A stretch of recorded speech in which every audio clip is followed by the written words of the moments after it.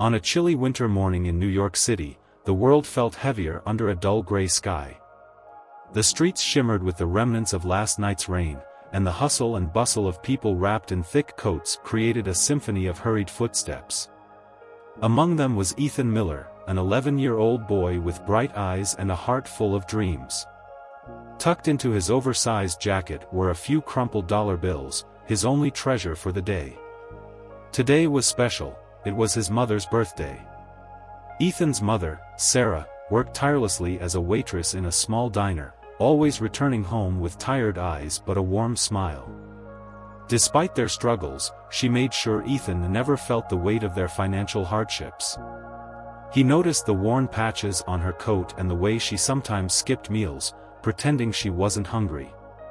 This year, he promised himself that he would give her something beautiful, something that made her feel cherished. As he walked past bright storefronts filled with glittering jewelry, his heart sank. Each piece sparkled like a distant star, just out of reach. Just as he was about to give up hope, he spotted a small, dusty jewelry shop nestled between a bustling bakery and a rundown thrift store. The faded sign read Winston & Company. Jewelers. Curiosity piqued, he stepped inside. The shop smelled of polished wood and something floral that lingered in the air like a distant memory. Inside, it was quiet, save for the gentle ticking of a clock on the wall. Behind the counter stood an elderly man with silver hair and kind, perceptive eyes. He studied Ethan as he entered, a knowing smile creasing his face. "Good morning," the man said, his voice deep and warm. "How can I help you today?" Ethan took a deep breath, feeling small in the grand silence of the shop. "I want to buy something for my mom's birthday," he said, his voice barely above a whisper. The old man's expression softened as he leaned closer. "A gift, you say?" Ethan nodded, his heart racing with hope. He opened his hand, revealing a handful of crumpled bills and coins, barely enough for even the simplest piece of jewelry. The shopkeeper looked at the money, then back at Ethan, a mixture of sympathy and understanding in his eyes. "Let me see what I can do," the man said, disappearing into the back of the shop. When he returned, he held a small, dusty box. "This was left here long ago," he said, gently opening it to reveal a delicate silver pendant shaped like a teardrop. "It's not extravagant, but it carries a quiet beauty. Perhaps it was meant for someone special." Ethan's eyes widened as he gazed at the pendant. "How much?" he asked, his heart pounding. "You don't have to pay," the shopkeeper replied quietly. "This is a gift. It belonged to someone who wanted to give it to a woman but never got the chance. Maybe it was meant for your mother." Confused but overwhelmed with gratitude, Ethan accepted the pendant and rushed home. The aroma of homemade soup filled the air as he entered their small apartment. Sarah was busy stirring a pot on the stove, her back turned to him. "Happy birthday, Mom," he exclaimed, holding out the small bag. Sarah turned, her face lighting up at the sight of her son. But when she opened the bag and saw the pendant, her smile faded. She froze, her eyes clouded with a mixture of surprise and something deeper, something almost sorrowful. "Where did you get this?" she whispered, her voice trembling. Ethan explained about the shop and the kind old man who had given it to him. As he spoke, he noticed a shadow pass over her face, a flicker of pain that made his heart ache. That night, as Ethan lay in bed, he couldn't shake the feeling that the pendant held secrets he didn't yet understand. The next morning, Ethan decided to return to the jewelry shop. He had questions, and he hoped the shopkeeper could provide answers. However, when he arrived, the door was locked, and the windows were dark. Confused, he knocked, but there was no response. Disappointed, he wandered down the street until he spotted an elderly woman sitting on a bench near a coffee stand. Something about her felt familiar, and he approached her hesitantly. "Excuse me, ma'am," he said politely. "Do you know what happened to Winston & Company? Jewelers?" The woman looked up, her face creasing in surprise. "That shop?" she repeated, as if the name was strange to her. "It's been closed for nearly 15 years. Ethan's heart raced. "But I was just there yesterday. The owner, Mr. Winston, was there. He gave me this pendant."